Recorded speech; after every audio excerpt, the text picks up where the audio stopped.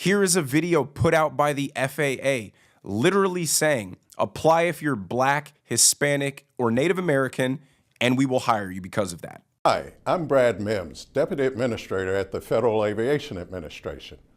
We are looking for the best and brightest to join us as air traffic controllers.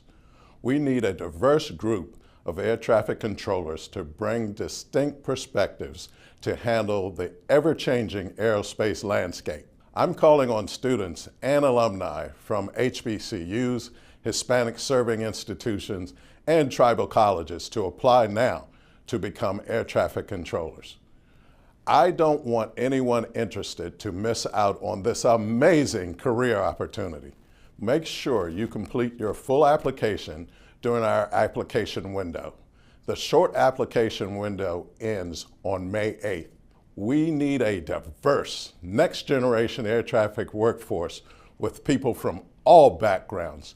So apply now. These policies aren't just racist, but they're cruel, and liberals never consider this part. They are robbing the people from these groups of the feeling of achievement, of the feeling of self-worth, that the only reason they've been accepted or given preference is because of a characteristic that is outside of their control and irrelevant to the job. You're telling them they can't compete with their white counterpart and that they need the government to step in and afford them any chance at success, despite the hard work that they put in themselves. But I just wanted to touch on it briefly because it is tragic news and it just exposes how deep this DEI agenda was ingrained throughout corporate America and the government. Now let's move on to these confirmation hearings. The first one that I'm going to show you is RFK Jr. battling it out with Elizabeth Warren, who gets furious when RFK will not commit to not suing pharmaceutical companies. Mr. Kennedy, it's just a really simple question. You've taken in $2.5 million. I want to know if you will commit right now that not only will you not go to work for drug companies, you won't go to work suing the drug companies and taking your rake out of that while you're a secretary and for 4 years after. It's just... I'll commit to not taking any fees from drug companies while I'm secretary. No. I'm asking about fees from suing drug companies. Will you agree not to do that? You're asking me to not sue drug companies, and I'm not going to agree to that, Senator. Drug companies as much as you want.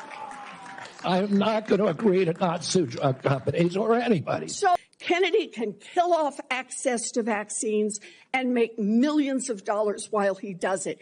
Kids might die, but Robert Kennedy can keep cashing in.